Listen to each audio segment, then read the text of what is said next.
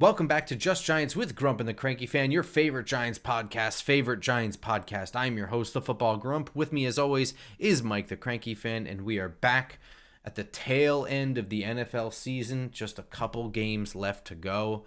Cranky Fan, how are you feeling following the divisional round of the playoffs? I'm getting upset that we're running out of football. There's only 3 games left. At this very second, I'm sweating the end of a Nick Net game with myself and my, Justin and Snacks and Behan and all my buddies on the text chat. We're trying to get through this game. So I'm going to multitask for about a minute, Grump, and then we'll get fully into Just Giants. I mean, we have plenty of football we can talk about. Oh, sure. Five games over the weekend. I love it. I love this, starting with the college football playoff. It really, the kind of back and forth between the NFL and the college playoff to me has been fantastic. It's like every night there's something great. I don't think, one has diminished the other. I was a little afraid that when you get too close to the NFL orbit, whether it's like the NBA on Christmas Day or college football getting into like when the NFL playoffs go and it gets diminished or lost. I just think it's like, all right, today we have 3 NFL wildcard games. Oh, today we have the National Championship semifinal. This weekend we have my favorite weekend of the NFL schedule, the divisional playoffs, and then, for the dessert on Monday night, the National Championship game. So I think it's fantastic, and it's been great. So I thought the National Championship was a great game. I thoroughly enjoyed watching it. Here's my gripe, and I'm curious on your opinion. Yes. Would have preferred it as an appetizer on Friday night. No, I think Monday it needs to be. Friday night, people do things. Yeah, maybe when it's not 1 degree outside. And I know I'm speaking from a New Jerseyans point of view, but I just mean in general, in winter when there's less sunlight and the temperatures are down, universally people do less stuff. Yeah, I mean, I know from a TV standpoint, that's like one of the Friday night and Saturday nights are traditionally horrible ratings nights. Mm-hmm. They're going to try to maximize. And to me, Monday just seems bigger, and it just seems, Friday night, you might go, what are they saying, Goodfellas? Saturday nights for wives, Friday nights for the girlfriends. Mm. Hey, new girlfriend, I want to go to a bar and watch the National Championship game. Unless you date or marry cool, like the two of us have done, probably not going to fly. So, I guess so. Yeah. I don't know. That's just like a personal gripe. I don't love Monday night football in general. I don't think it. I think if you ask most people when it's one game like that and you don't have as much, a national championship's like a little different, right? Mm-hmm. And you couldn't get, it's the most modern version of the college national championship, and it was the most 1950s ass matchup of all time. Let me be honest though, to kind of follow up what you just said, I would be all for the national championship game being Sunday night of Martin Luther King weekend, so have off on Monday. Now, if they're also proposing adding an 18th game to the NFL schedule or adding another round of the playoffs or something, you might stretch the NFL season out so the Super Bowl is on the Sunday of President's Day weekend. So then you can get both championships on Sundays with a day off the next day. Here's my problem with that argument, and I've had this argument at work, so like I've thought about this a lot. Not nearly as many people have off on President's Day as you'd think. And I mean people, not even working people. Like people go to school. Like there's still class on President's Day for a lot of people. Yeah. I honest to God, I think I'll go to my grave fighting this, that TV knows what TV thinks it knows, and it doesn't test the waters ever. And I think the Super Bowl would be better on Saturday because I think there are some things in American culture that elevate beyond the scope of the norm. And I think that while Saturday nights are typically nights that people do things, if it's something where like 60% of the country is really interested in doing it, 30 out of the other 40% will go along with it for the big party. Okay, remember something too, though, and this is from experience. A city that hosts the Super Bowl, if you host that game on Saturday night, everybody goes home on Sunday. That's fair. I understand that. So because they have all these things, But I understand that, but I guarantee you the decision has more to do with TV than it does with tourism. Probably. But when you're selling, because these cities, they pay a lot of money. They roll out the red carpet. these hotels, they have the 4 night minimums, all these different things. The Fan Fest, for the 80,000 people that go to the game, I think I read the last time it was in Indy, like 3 times as many people come into the city because they want to be just part of the atmosphere and the environment. But you They're don't think going, they would come in for a Saturday? And like well, you that haven't, hotel still won't do a 4 night minimum? yeah, but they'll leave on Sunday. But I mean, you're getting a whole nother, they're there till Sunday and then they're leaving on Monday. Right, but okay, in the case of the 4 night minimum at the hotel, it's a Sunday game. So now your 4 night minimum, the people who are stretching their dollar, they're going to do the 4 nights so that they are the last night is Sunday night and they're going home on Monday. If not, then they're Yeah, just going but to all move it back a day. yeah, but think of the ham and eggers that are not going to the game. Like they just want to go to Indy they want to go to Fan Fest. They can go on Saturday, they can go on Sunday. If the game is Saturday and Sunday, everything is kind of done. I mean, if it were you live in Indiana but not Indianapolis, right? Right. And you want to just be a part of it. You're not driving in on Friday night. You're going to drive in Saturday morning. I probably if just a normal person, I'm probably driving in for the day because hotels are, and I've seen it in Indy specifically. I think the rooms were like $1,100. Right. It was Okay. absurd. So if you're just a normal family of 4 who lives in uh, Fort Wayne, so you live like 80 miles away, like I want to experience the Super Bowl, you're gonna drive down and probably just go in and out for the day. So losing that extra day of it, I think that's just my hunch that they It's a and fair also hunch. Yeah. yeah, and it's something different like NBA All-Star Weekend. Now there's more official events. Like there's a slam dunks on Saturday, there's a rookie on Friday, then the game is on Sunday. So I can see that. But I don't know. I think All that shit is spread out throughout the week for the Super Bowl. yeah, yeah. And again, the public doesn't really go to the honors dinner. No. They don't go to the alumni dinner. A lot of stuff it's, if you are part of NFL glitterati, you get invited. And if, of course, if you're, like if you're a Kardashian, you get to fly in and go to the super, the Maxim party. I guess they still have that, as I'm showing my boomer age and Super Bowl events. But there's 2 worlds for Super Bowl weekend. There's what me and you can do, Hmm. and then what A-listers can do. Right. As far as the game itself, the national championship, I thought it was a great game. I didn't Yeah. think that Notre Dame had much of a shot in hell. I think after the opening drive, where I watched Riley Leonard I think he had 22 guys on his back Yeah. like 6 times on the opening drive. I didn't think he was going to survive. And then, right down to I guess like not technically down to the wire, but it looked like Ohio State was just not stopping Notre Dame. And then they weren't doing anything on offense either. And then they just have this one bomb of a throw that pretty much just iced the game. But otherwise, I thought this was a much closer game than I expected. I thought it was really cool. I think it's good that it was number 7 versus number 8. I think is all the proof you need that an expanded national championship bracket Well, is.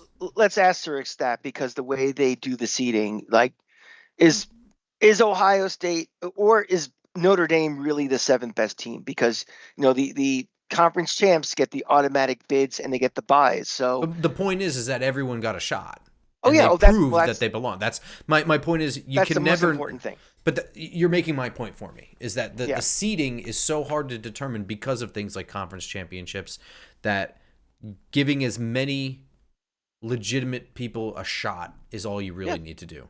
I And mean, I think that it worked really well. I thought everything even the in blowout sports. games in this playoff bracket, I thought were still games worth watching. There were blowouts in the first round of the NFL playoffs. It happens. Yeah. To me, sports are at the end of the day, they're games, and it's not about 15 people in a room deciding who's better than who. It's one on the field, Right. and I think people have to kind of get this is going to be a big culture change for people who really follow college football. The national champion may no longer be the best team. Hmm. It's going to be like kind of like every other sport. God bless the Giants. They won those 2 Super Bowls when they beat New England. They were not the best team in the NFL either year. Washington may win a Super Bowl this year. They're not the best team in the NFL this year. So you have to get out of that mindset of team A deserved to be here getting the best. This is for the best team, or it's a tournament. It's a competition. It's an invitational, and you win. That's all that matters is winning. Yeah, and I think Ohio State fans can officially admit that they don't have an opinion about anything. Because Ryan Day was very close to being lynched, basically, by Ohio State alum for not being good enough, and then lo and behold, all it took was John Harbaugh to leave the conference, and they're national champions. You Well, can't really ask for more than that. well, yes, you can. If you're an Ohio State fan, you can ask for one thing: Beating Michigan. beat Michigan.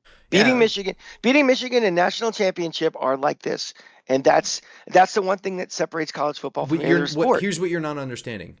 It's Yes. pretty clear that not being able to beat Michigan does not mean that Ryan Day is not a great coach, and that sometimes an NFL caliber coach is waiting Yep. around in the NCAA, and it's just as simple as that.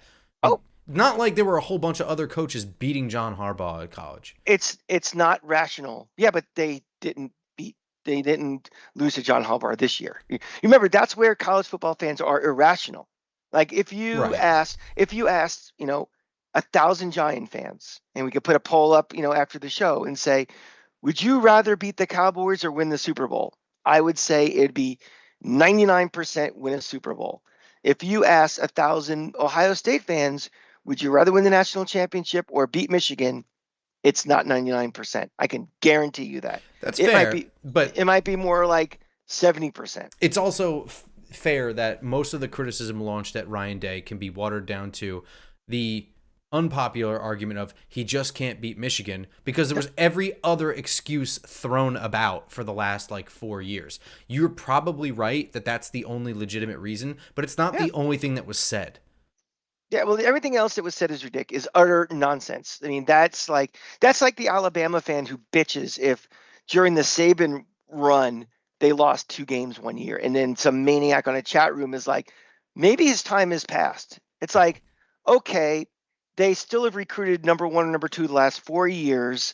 They lost 2 games this year because they play also in the toughest conference. Right. It's like, no, no, no, that's not the case. So the criticism, anything other than I can understand it if I don't agree with it. Well, you can't beat Michigan.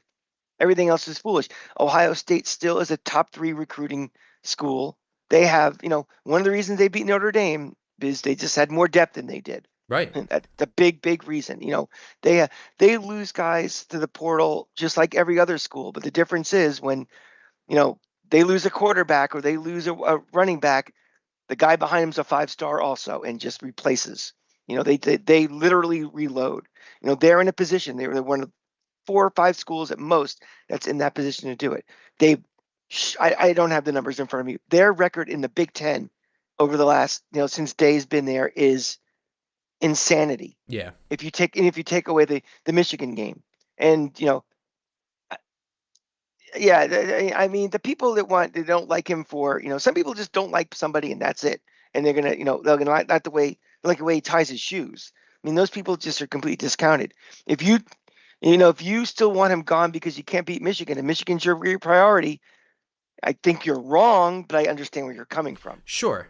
Yeah. But the thing is that just say that.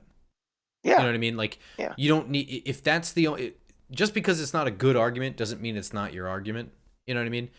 But Eh, don't make shit up and say that this guy's a bad coach. yeah. By the way, if Ohio State does decide to run Ryan Day at any point, um, Florida athletic director Scott Strickland, call him up ASAP because I will take it. I will take him in 1/2 of 1 second. Did you have any thoughts on the game?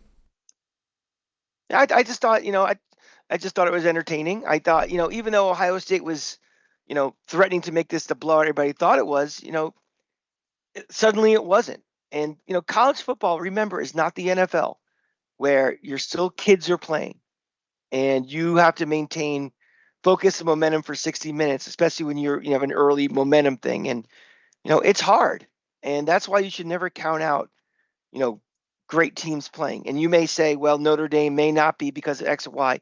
These are still great teams, and you know they all have talent. So I thought it was great. I thought the whole playoff as a whole was great for a first year. I watched far more postseason games this year in college than I have in years because I dismissed the bowl games. I think they're meaningless. They're a waste of time.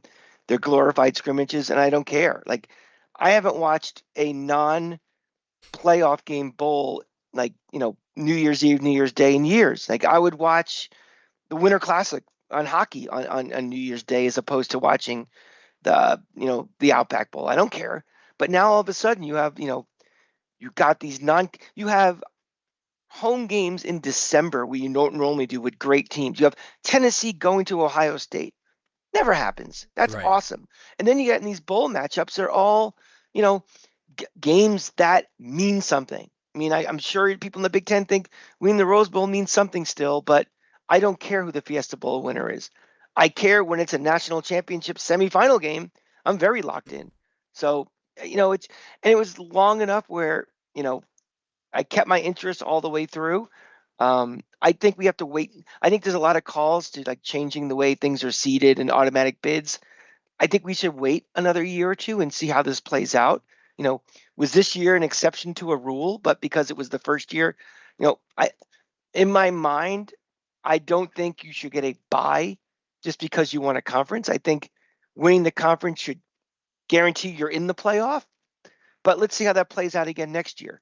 Because if we have, I don't know, Wake Forest winning the ACC and they get a bye and a one-loss Georgia, loses the SEC game, but they're clearly one of the three best teams in the country, and they have to go on play an extra game.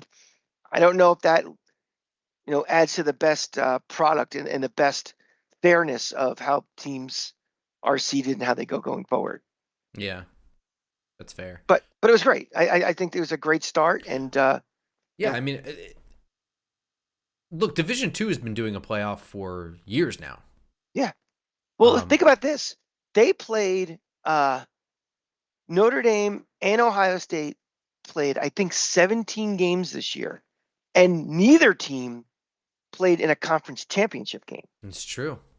I mean, they could have been like a team like Texas. If Texas would have run the table in the playoff because they played in the conference championship game and lost, so they had to play that first round game. They didn't get the bye. They could have potentially played 18 games.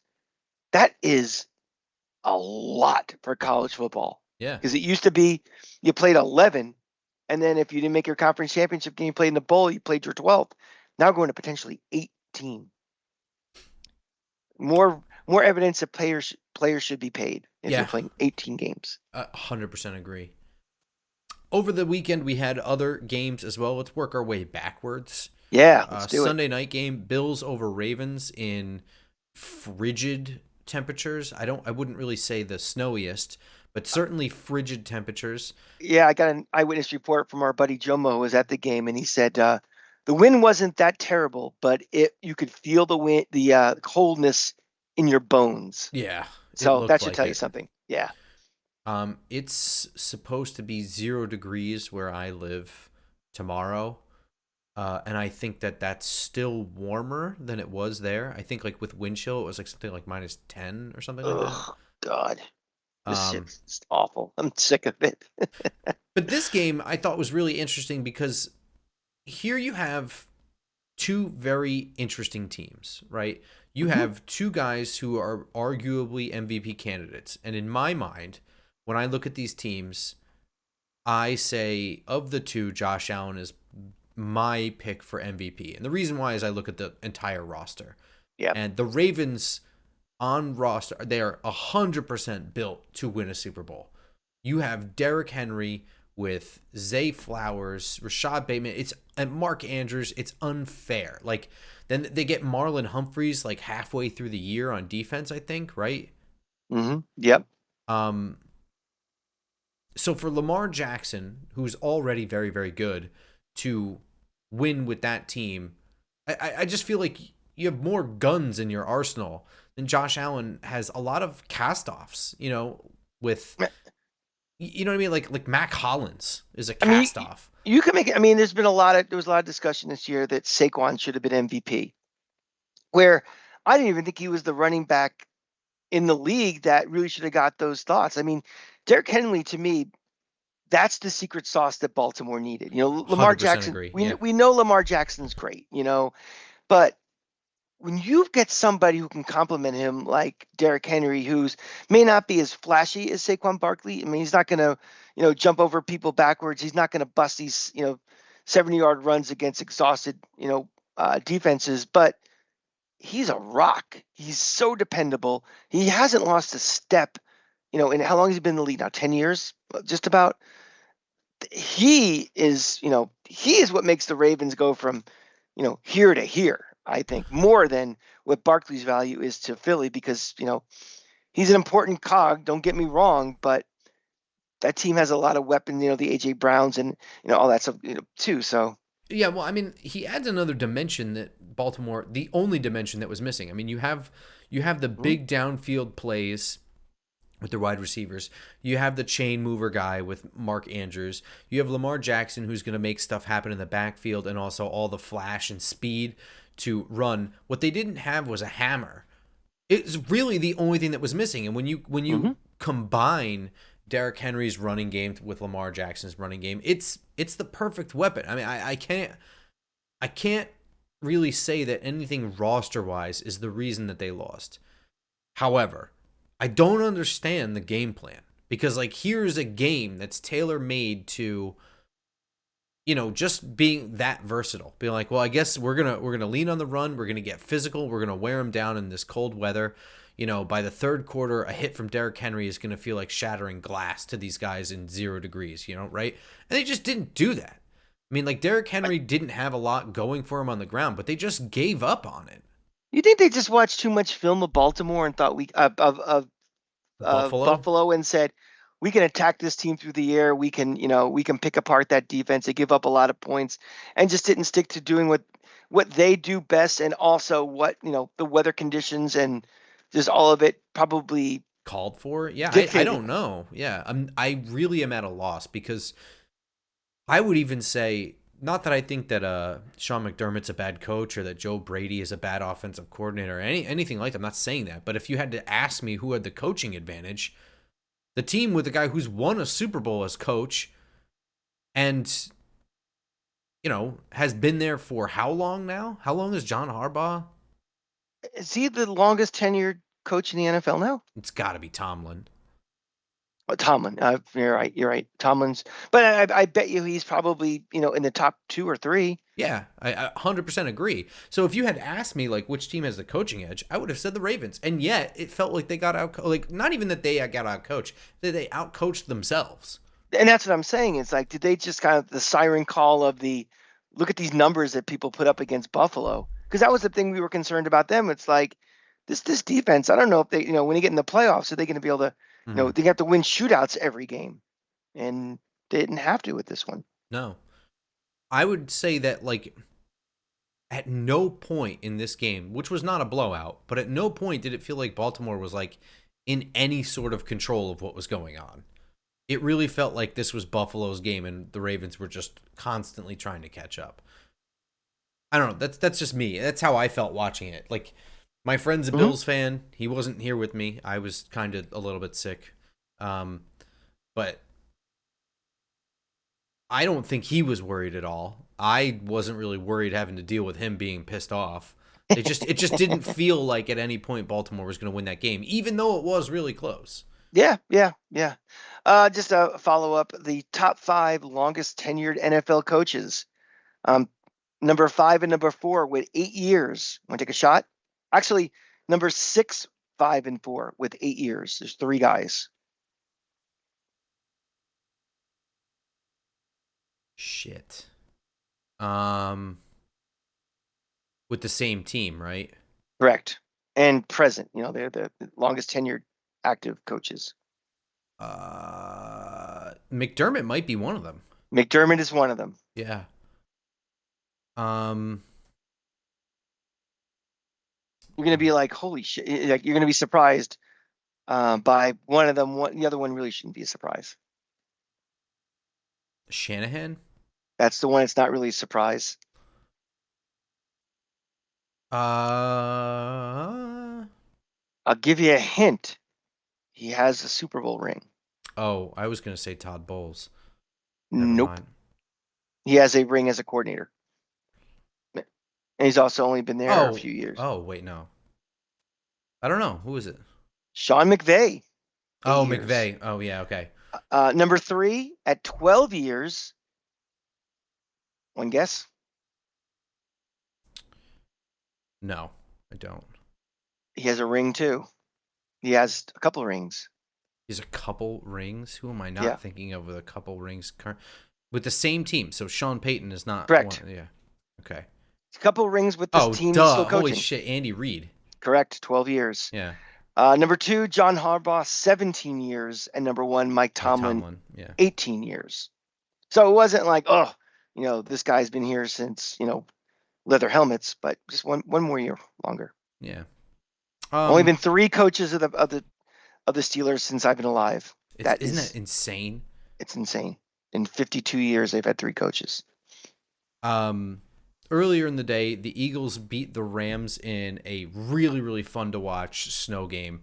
This game I was sort of in and out on. So basically, we'll find out as we keep going backwards. I didn't get to see the Commanders-Lions game, so you're going to have to talk about that one. Yeah.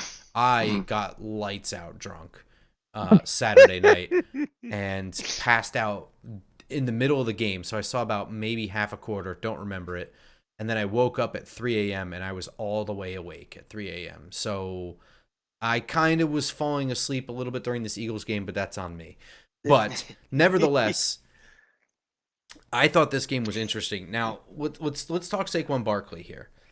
You had Sure. said that Derrick Henry would be your running back choice for most valuable player, and I think if you're talking about I think you could make the argument though that Saquon Barkley is the only reason the Eagles are even in the playoffs, and I say that because the Eagles did not have, despite their record, a great regular season. This is not like Yeah. this sounds like me hating it. I'm really not trying to make it that way. This is in support of Saquon Barkley being the MVP. But this isn't like the 2007 Patriots that were just putting up points and blowing the shit out of every single opponent. We talked about this all year. Like they almost lost to the Jaguars, if not for a bad Trevor Lawrence throw in the end zone in the final seconds of the game. They were giving away games, and they feel like the 2000 Giants is what that type of team where they just kind of. I was arguing with friends of mine back then. The Giants are the worst ever one seed. I'm like, that's like being the ugliest Playboy model. I mean, come on, that's a stupid thing to say, but I understand the point. Well, but what I'm saying is that if not for in many of those games a Saquon Barkley insanity play, the Eagles don't win those games, and there's enough of them that maybe they don't make the playoffs. There used to be an award in baseball. It was called the Rolaids Relief Award. And used to go to the best I remember that. relief pitcher, the best closer. Like, okay, I'm old. Like Raleigh Fingers would win it, or Goose Gossage would win it, or someone. I would 1,000% give that award to Saquon Barkley because there is nobody in the NFL who lights out another team like he does. I mean, what he's done in fourth quarters and in critical drives, he rips your heart out and he eats it, with some of these things. And that's very valuable. And that's a, fantastic thing. It's weird. It's such a weird thing because, as he's running on these long things and every little thing he does, I just get angry. And it's like, why am I angry? I was not one of those guys who, booed him when he came back and all that stuff. It's just like, I don't know. I think I'm more angry at the narrative around him than him. Yeah, but I mean, I don't need all the memes coming at me about, another sleepless night for Mayor or all this, kind of stuff. And, completely out of context things of how stupid the Giants were for getting rid of him and all that. It's just, again, I don't need, and also I'm going to give a giant fart to Fox and to every network, whoever has an Eagle game. I don't need 12 feel-good kiss-ass stories for Saquon Barkley. Like, he went to his teammates, he's such a special guy, and said, we need you to do well this game. Back upstairs to you. It's like, enough swallowing this guy's sword. I'm a little tired of it. He's really good. He's having a great year. Let's not make him out to be Jesus Christ cross with Muhammad. Well, it's very insane that athletes that make lots of money and always have made lots of money. Always have made lots of money, for the record. This is something that is like not talked Mhm. about with the like disrespect of Saquon Barkley. Being drafted second overall made him like the second highest paid running back his rookie year. And it was the ultimate sign of respect. They Yeah. drafted him second. Yeah, but I mean, just in general, it's like, oh, the Giants disrespected. They don't value him. It's like he was the second highest paid running back in his rookie year, second, third, top five, something like that. I don't fucking know. But Giants but that was predicated on their situation. They have a different cap situation and a different roster and different expectations. I'm pretty sure the outcome of what happened with us and Saquon Barkley would have been different. well, But we had a set of circumstances which kind of predicated what we had to do. so I That's mean, it. my opinion is it's the correct move for the Giants to move on at that time. It's the correct move for him to choose Philadelphia as his landing spot. All of that stuff is correct. The pity is not anything else other than Saquon Barkley was drafted in 2018, and by 2024, they had not crafted an offense that could utilize him correctly. Thank That you. that is the problem. It has nothing to do with the decision to let him go. The pity is that they were in that situation 6 years after he was drafted. In 6 years, they couldn't develop an offensive line and get a quarterback with whatever. This isn't a shot at Daniel Jones, but they couldn't craft an offense where he could flourish. Jalen Hurts is not an incredible quarterback. He's a very good quarterback, and that's about it. I have yet to see him do anything that's insane. He's not in this same category that we were just talking about with Josh Allen and Lamar Jackson.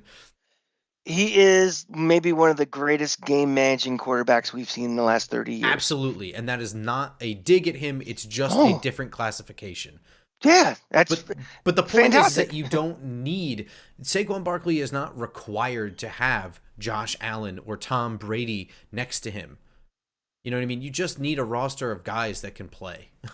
And Right, the and- Giants were incapable of crafting that in 6 years And for I would various reasons. I would bet anybody my mortgage payment, he is not getting 2,000 yards this year with this Giants offensive line, this Giant quarterback, this Giant situation, the Giant defense, which Absolutely. puts the offense in a bad, all of those things. It was what you saw from Saquon Barkley was not happening here in Yes. 2024. No chance. You saw unleash Saquon with optimal environment, optimal offensive line, AJ Brown on the outside for a deep threat, a decent defense that puts you in better, field position, all these different things. This was, and good for him. He was able to take that opportunity and maximize it and do something that, how many running backs have run for 2,000 yards? Not many, and also never mind the amount of yards, like we said, being a closer in games, ripping the heart out of teams. That last long run, ripped the heart. That was it. Game over. Yeah. Talk to me about Commanders and Lions, because it seems like it was a great game, and I saw basically none of it. It was. The biggest thing is Jaden Daniels. I mean, it's just you forget the guy's a rookie. And I feel like this guy has been torturing me and is going to torture me for the next 15 years in my division. He tortured me in college, and now he's going to be torturing me going forward. Just the poise. That place was loud. Detroit, we know all the memes, we know the story, we don't, how long they've been waiting, blah, blah, blah, blah, blah. That place is a dome. That's a fired up crowd. It was a Saturday night. People were piss drunk, and he played like a guy who's been playing for 12 years. And also a credit, I think, to the coaching staff too, is they didn't treat it like they have a rookie quarterback. They treated him like he's the quarterback, and he consistently made the right decision, consistently didn't panic, consistently executed. And this is the playbook of the Giants' 2 wins over the Patriots. That's have good matchups and play well at the most important time of the season. And, because of that, Philly gets a home game, all the dominoes behind it. We get, as from a Giant standpoint, a dreaded Washington, Philly, which to me is the worst combination. I know we've had discussions on this show about our division rivals, and you were like, I'd swap out Washington for Carolina maybe. I still hate Washington. I remember those early 80s. I hated Joe Theismann and all that. So this is a worst case scenario, this, I think. Yeah, Dallas, Philly is awful too, but this just kind of feels, because it's closer and more personal, I think, to me. I said I would swap out Dallas for Carolina. You thought about Dallas for Yeah, Carolina. because to Okay. me, Dallas, there's no the rivalry there is a completely forced rivalry that's just it's ingrained in ourselves. But like, if not for North Jersey Cowboys fans, like there's just nothing there. And if Dallas keeps being as garbage as they've been, where they can't seem to win anything, there's not going to be a ton of North Jersey Cowboys fans 15, 20 years from now. Well, they also haven't been to a championship game in 30 years, and they're still, a 50-50 stadium. So I think the Cowboys they're just a self-perpetuating, content vehicle, and I just think that people, as many people hate them as love them, but they follow them and they watch them, and so I don't think that's ever going to go away. The Cowboy Well, popularity. we'll see. The popularity, no, but the concentration in North Jersey, I think, can dissipate, especially since, just in general, completely non-football topic, the population in North Jersey is dissipating anyway. Yeah, well, the most important thing for that to happen is the Giants and Being good. Jets have to be good, Yeah, and you're 100% right. we still have a long way to go for that. I mean, that didn't go away when we were winning Super Bowls. There were always Cowboy fans around, and now that we're back to where we're roughly where we were when I was 7 and 8 years old, where the Giants and the Jets were non-factors, and the Cowboys, and okay, you can replace the Steelers with Kansas City now, but they are the national teams, and they're the ones that I'm sure if you walked around an elementary school and looked at a bunch of fourth graders and what jerseys they're wearing, you're probably going to see Mahomes and Allen, I would say. yeah, and probably Dax and And stuff Jackson. like that. Yeah. Yeah, yeah. Um, I did get to see the Chiefs game, and I thought that this game was really interesting, that it was close at all. I guess I thought the Lions would beat the Christ out of the Commanders, but I think Jaden Daniels is just such a wild card where I don't think that CJ Stroud is a wild card. Hmm. Um, I didn't expect this game to be very close, and yet it didn't feel like the Chiefs were running away with this game either. And also, it felt like all of their biggest plays came when, for whatever God knows reason, Travis Kelce doesn't have a defender on the screen with him. I'm starting to feel like with Kansas City the way you feel about Philly. Mm. That you're just, Philly's season, they have a gaudy win-loss record, but you're not overly impressed. And that's kind of how I feel about Kansas City. They're just kind of winning. Yeah. They, I mean, they the difference you being is watch, I don't think their coach is a goofus, and it's hard to be like, well, Patrick Mahomes isn't that good. Like, I don't know of anybody that thinks that. no. I mean, the coaching quarterback are the most important things on a team, but it's the rest of them are just kind of, they're not explosive. Hmm. They just kind of, they minimize mistakes and they just kind of win. I mean, it's not like, my God, this team is, must see TV. They're so exciting and fun, and they're just sort of grinders. Like they feel like an NFC team, really. Hmm. Yeah. So I guess with that, before we get into Giants stuff, we do have some Giants news to go over. Yeah, Should we do predictions now that we have a conference weekend coming up? let's do it. Eagles and Commanders. I believe this one's being played at the Link, right? This is at the link. I mean, Philly lucks out with Detroit losing. you know, I don't like pissing in the wind. I don't like to fight momentum. I just think Washington has an it right now where Mm-hmm. I don't know if Philly necessarily does. And I don't. This is going to sound really weird because Jaden Daniels is a rookie, and Hurts has been around a while. I kind of trust Daniels right now in a big spot over Hurts. Well, I think there's gonna I think they win an upset. I think they're gonna win a low scoring game, close low scoring game. Washington pulls it out. so do we know how busted up Hurts is? I feel like we never know how busted up he is. I feel like he's always he looks like it's a 70-year-old man running around. There's always something with him, right? Yeah, I mean, he was limping. He was pretty busted up at the end of that game, but then he was also rolling out. But I then he think, sort of wasn't. Yeah. yeah, exactly. I think he's probably not hurt, but I also think he's not 100%. I don't know. I think I agree with you. I think the Commanders have sort of an it right now. I personally think that Dan Quinn is a better coach than most other people seem to think. I think that he's a better coach than Nick Sirianni. Um, you have Cliff Kingsbury is the OC there. Like, you know what I mean? Like, I think there's a coaching advantage with Washington. Um, but obviously there's a lot of other. I think the Eagles probably have the better roster if you're just looking at paper. Mm-hmm. I guess I don't care who wins because I think Buffalo is winning the whole thing at this point. Oh, okay. I I'm not ready. think yeah. I'm not ready to call that just yet. I mean, It's just kind the of the way the ballots are still. playoffs fell for me. You know what I mean? Like, Yeah. I think that beating Baltimore was going to be very difficult uphill sledding for Buffalo, and they did so. It wasn't a squeaker. You know what I mean? And I'm not saying that Kansas City is going to be a walkover now, but I was a little bit more concerned about just the sheer firepower that Baltimore had. It's interesting. Talking to a cousin of ours before the weekend started, and he said, "Well, the real Super Bowl is next week." Inferring that it would be Kansas City Buffalo, and I'm like, I feel like the real Super Bowl is this week, Baltimore. And Buffalo, yeah, I would Buffalo. agree with you. I That's would agree with you. that's the way I kind of felt it. I just, I'm not sold on Kansas City is the same way I'm not sold on Philly. Like there's a little bit of pixie dust right now with them. They're just winning.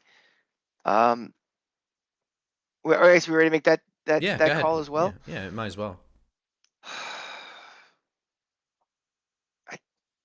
I think it's Buffalo's time. Hmm. I really do. I just think that right now, I think Josh Allen scares me a little more than Patrick Mahomes does. Patrick Mahomes is still great, but right now there's something about Josh Allen where, you know, he runs with reckless abandon. He'll get that first down.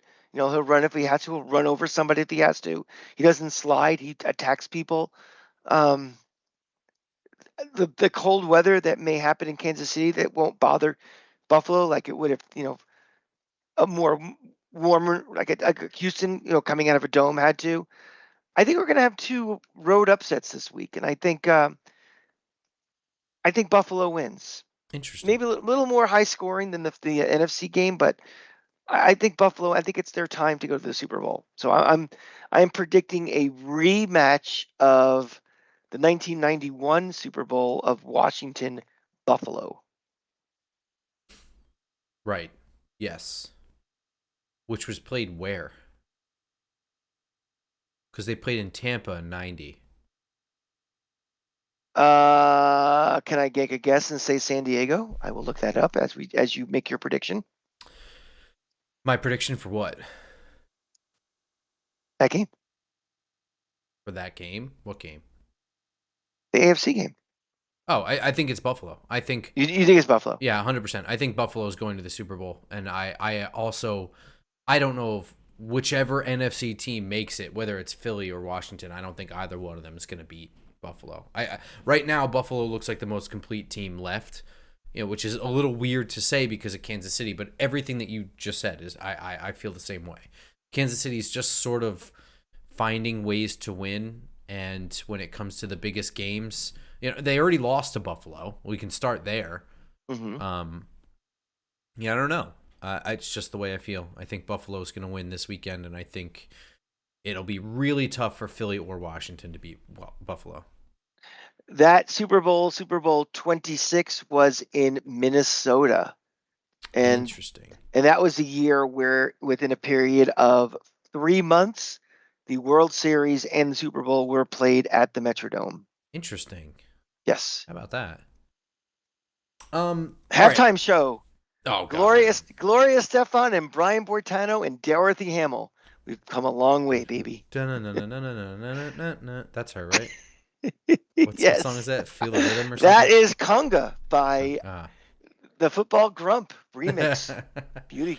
All right, Giants news. Couple of things. Some coaches were fired.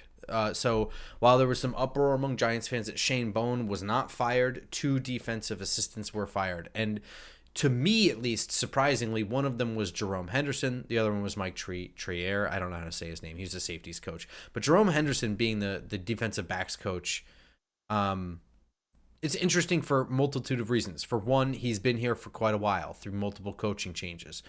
For number 2, he interviewed for the defensive coordinator position last year. I guess some of this feels a little bit like scapegoating, right? But I do think that there's an underlying thing here where Shane Bowen survives, right? Mm-hmm.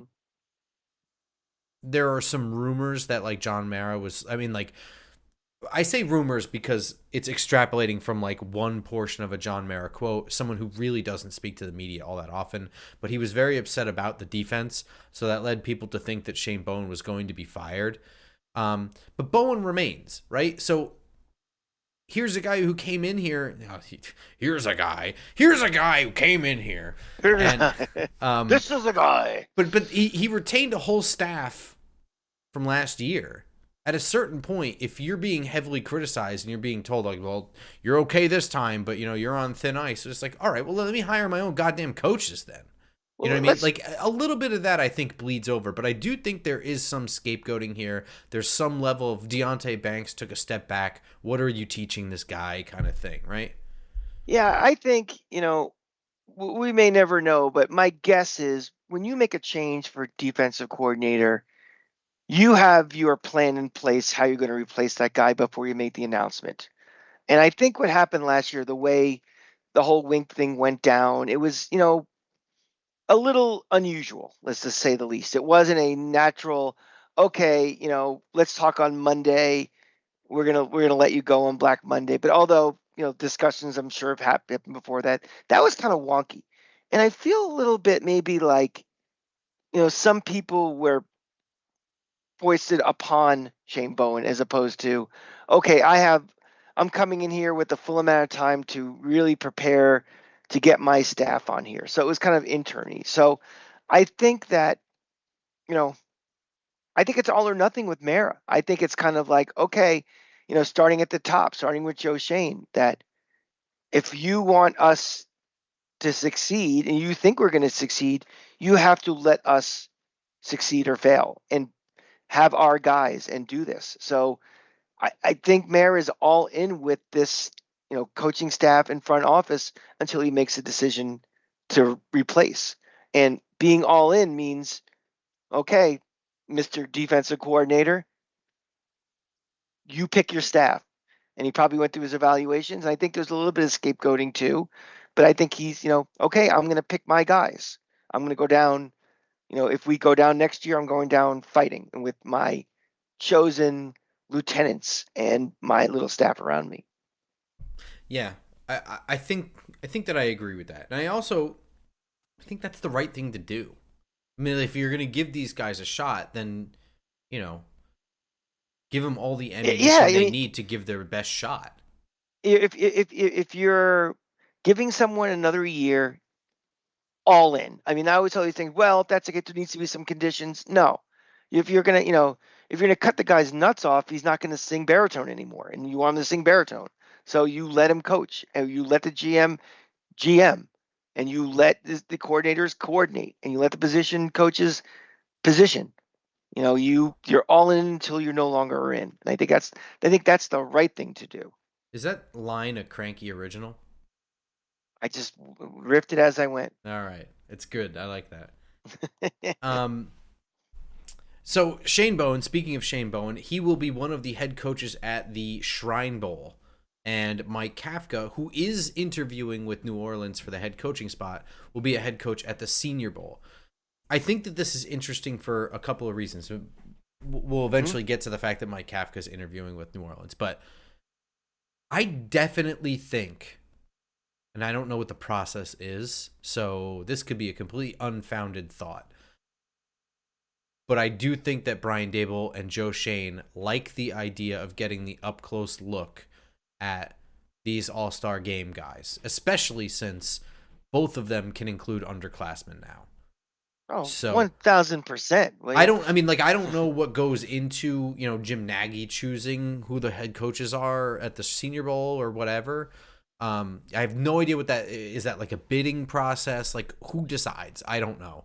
But Well, um, my guess is probably they're bringing in staffs or teams that are not in the playoffs. Like, if you're just coming off the playoffs, probably the last thing you want to do in January is do this. You sure, probably need some. So, if, you know, our coaching staff was done on January 8th. They're not in that grind for 3 weeks of going through game tape and preparing and all the sure, things yeah, that's on there. So I think that's a lot of it. So you're cutting down your pool of. And I think also it's just if you want to do it. Again, yeah. it's a being a coach in the NFL is 70 hours a week for months and months and months, and that's really the only time these guys can potentially have. Because before you know it, you have to start, getting preparation for the draft and hunkering down in the bunker for that stuff. So I, yeah. I don't know if this is intentional or if they're just putting bids in and just being chosen often or whatever, but I certainly like this. I think this is great. This is perfect because now they've got a hand dipped into both All-Star games. mhm. Um, I just don't understand the Kapka thing. I just don't understand, why he's still in play with the Giants. And if he is, I mean, if you're a coach in the Senior Bowl or the Shrine Game, are you like representing the Giants or are you just coaching? Because, you're just to me, coaching. okay, because like everybody knows he's not going to be back. Everybody's shocked after being demoted, he I don't know exactly what he did this, past season. I have no idea what he did this I mean, season. nobody knows what he did this past season. I mean, why wasn't he, why would we do our firings and then him not be part of that list? I know there's more money I mean, are with you being a sure coordinator. he's not going to be back? What's he going to do? You I think? don't know. I mean, do What you did he do really? this year? But the thing is, he had play calling taking away. I mean, the logical thing would be that Dable decides, well, I've changed my mind, and you know, Well, I and guess that's why sort did of a he pull him? conversation. Let's talk about that. Yeah, Should Brian Dable give the play calling to somebody else? no. Okay. I think if you're a play caller, I it's the same argument I'm having on the Florida side with Billy Napier. Napier. He's a younger coach, kind of like he is, but he has proven that he has had a lot of issues, trying to run an offense, call it, and also be a head coach. Right. I don't think Dable has had as many issues that Billy Napier has had with clock management issues, uh, you know, getting the right, players on the field on and off for special teams, stuff that head Well, I mean, coaches need to attention to detail things that are in his oversight that, you know, people think that, well, because he's also calling plays. So I, I would make one mini argument there in yeah, that Billy Napier's Gators were in more meaningful games than yeah, Brian Dable's Giants. but, but that those criticisms now go 3 years. Where I think it's almost been from day one of like, I don't know if this guy can handle both roles. Okay. He should get a coordinator. But I mean, okay. But Yeah. but I think for the problems that the Giants had in 2024 specifically, uh, a multitasking Brian Dable has not been one of my high concerns, and also his play calling specifically is not one of his high concerns. I would say Mainly that's true. Yeah. mainly because it's an incomplete. I mean, if you're talking half the season with backup quarterbacks and third string quarterbacks and you know any given week, you don't have neighbors out for a concussion and half your offensive line out. That's not the the Brian Dable offense. Not even close. He's doing what he can to survive right now. So I think it's a complete incomplete. It's certainly not enough to justify yanking it from him. And then to give it back to the guy that he yanked it from in the first place just seems very dysfunctional. I don't think we're that dysfunctional. I know we're pretty bad, but that'd be really weird. I am not convinced that if Mike Kafka doesn't get a head coaching job, that he's not going to be here next year. Doesn't mean I know what he's going to do, but I'm just not convinced.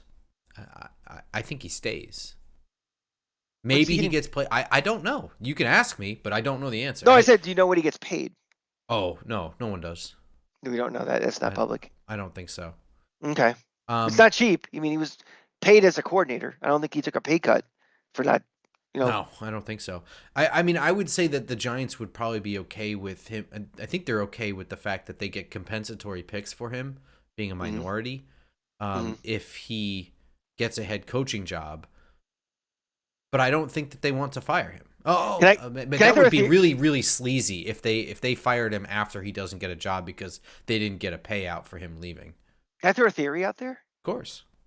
That he is the second coming of Jason Garrett, a guy that they really like. The organization really likes him. Brian Daboll may not really like him, but Mara really likes him. And he's an insurance policy in case Daboll has to get let go midseason.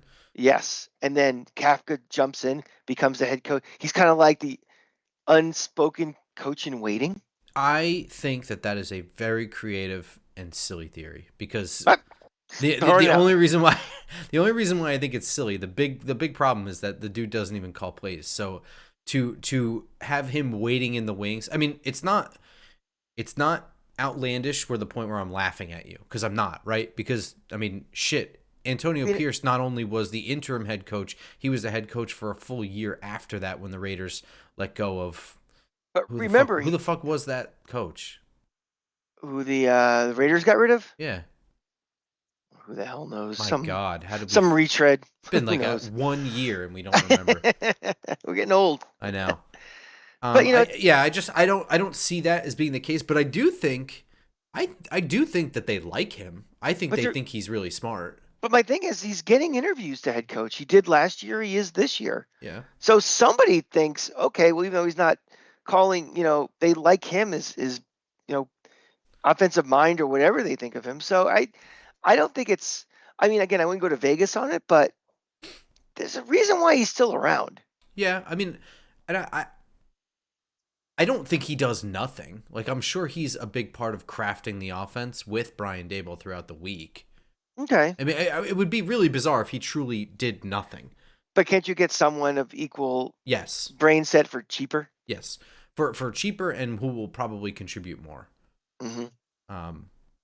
Nevertheless, I think the Mike Kafka watch is really, really interesting because I think the Giants win either way. I think if he goes, they get compensatory picks, and if he stays, then they get to keep a bright guy around, and maybe Brian Daboll offloads play calling to him. Because remember, Brian Daboll didn't keep play calling when he first got here. So I don't think it was one of those things where it's like, I need to have this or I will not coach here kind of situation. Yeah, that might have been a negotiated thing that, but once you become coach, you have more leverage once you have the job. And maybe it's like, hey, something, this isn't working. Yeah. That is true. The less interesting and, in my opinion, more scary is Brandon Brown getting interviews with the Raiders. And I don't know why people think that this is such an outlandish thing for me to have an opinion on, because it is an opinion. A lot of people have strong opinions about front office executives, even though whether it's the GM who ultimately gets all the blame and all the praise, or the assistant GM, or the head of the pro player scouting, player personnel. Yeah. I mean, there's all kinds of. We don't know who is responsible for any of it, including the GM. You'll never know who was the one banging on the table for this draft pick or this free agent signing, or was like, hey, I got this great idea. We can sign this guy for really cheap, and that might solve all our problems. We're never going to know who is responsible for all those things. Yet we all speculated on it anyway. But because I speculated that Brandon Brown was around, some of the more important, cheap, low-cost free agent signings and draft picks, these value picks on day 3. Guys like Micah McFadden that no one brags about, but then you're like, hey, he's been a starter here the whole time, huh? Or Daniel Bellinger. Tracy. I mean, especially this draft with Tyrone Tracy. I would even say Darius Muasau for being, what was he, a 7th round pick, a 6th round pick? He was 7th, I believe, yeah. He had an interception in the first game of the year. On a tip pass, sure, but the fact that he's even on the field is saying something. Jordan Riley, you know what I mean? all of these guys, and I would even say like some of the low cost Elijah Chapman, undrafted free agent, Deontay Johnson, undrafted free agent, even some of the low cost free agent signings that we've had that were Well, even major like, contributors, like Fabian Moreau as a well, cornerback that we got off the street. how about a guy that started 8 games over the last 2 years, Tommy DeVito? Tommy DeVito, sure. Or Yeah. Isaiah Hodgins. I mean, I know Mm-hmm. there's a Buffalo connection there, whatever, but Still gotta sign him. You still have to think, yeah. I just in the limited amount that Brandon Brown has talked, he's been in such insane detail about some of these guys, these like low cost guys. He has a very lengthy answer on Elijah Chapman specifically. Makes me think that. And I think it's a bad idea that I mean, for whatever you think about this front office retaining their jobs this year, that's the boat that we're rowing right now. Okay, that's right. They're all in. and that boat has been cast off. We've broken the champagne on it, and we're in the middle of the ocean. Okay, so any departure now is kind of a mutiny. It's not good. Any departure, any front office departure. Why? Because their scouting intel already have taken place, and now you have a guy B who is potentially going to a team that's picking like 4 picks behind us and also needs a quarterback. Mm-hmm. And knows exactly what Joe Shane's feelings are on the quarterbacks. Yeah, and they know how desperate we are or how desperate we aren't. They know everything about the inside of the building. Right. So, no, it's not a good thing. It's not a good thing. I know the sarcastic, easy joke is they're so terrible. They have 3 wins. How bad could it be?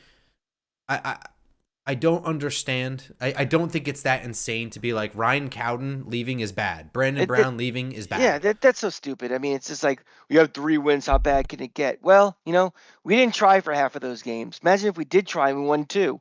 Could be a lot worse. Just trust me. So I don't want to hear it. I mean, the analogy I pulled out of my ass on Twitter was like, oh, my car sucks. How much worse could it get if someone takes the alternator out of it? Try walking home. Yeah, it would be bad. And everyone's response is like, well, he's black, so we get, 2 third-round picks. It's like, okay, so there's your 2 $500 vouchers for car parts that are only good in 2026. Yeah. Plus, you have to get a new alternator now. Yeah. So it just, I'm not saying that, like, those are nothing compensation. I'm just saying this is not an organization that's in a good spot to be losing parts of the front office to external factors. You know Parts what I mean? we think might be the only shining stars and the only green shoots we have. I happen to think that. Do I have any proof of it? No. Does anyone have any proof that Brandon Brown has been behind bad ideas? Also, well, no. You know how I can tell there's evidence? Because somebody wants him. Yeah, there's that.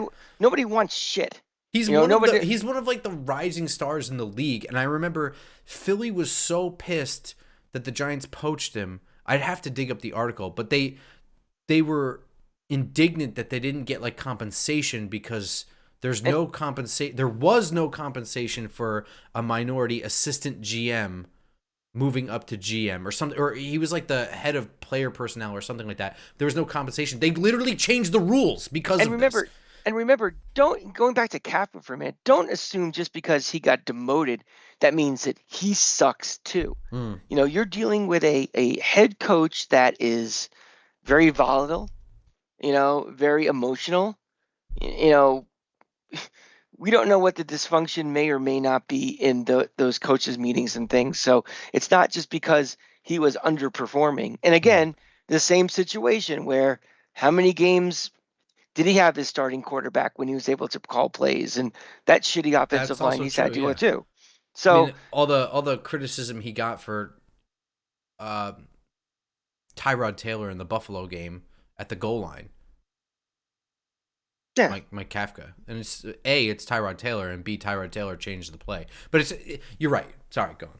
The proof in the pudding to me is what is outside interest in these guys. And again, how many interviews has Mike Kafka had in the last 2 years to become, and not just not a lateral move to be a head coach, a lot, he's wanted to be, a coach at, a major NFL scouting function, the Senior Bowl. I mean, these are big things. These are not guys that quote unquote suck.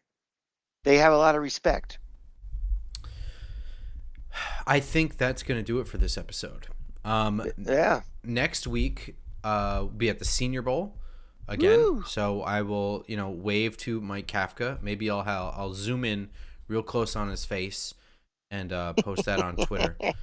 But we'll have our annual Senior Bowl episode with the Talking Giants guys as usual, I think. Yeah, we'll do some collabs with them both ways, back and forth. I'm sure I'll call in when you guys are in your Quality Inn hotel eating your shitty pizza, and I'll, bust your balls. Yeah. 100%. And then, unfortunately, we won't have reactions to those conference championship games. I guess we could do that. Sure, we can. We can figure something out. Yeah. Hey, did also one last thing? Did we ever officially congratulate Snacks on his Wheel of Fortune performance? We didn't. That was Wheel of Fortune winner, Nikki Snacks. Congratulations, buddy. You didn't embarrass yourself on TV at all. I thought you did a great job. I have nothing negative to say other than, with 25 grand, you can finally get yourself to a salon and change that hair color, and get yourself a matching merkin.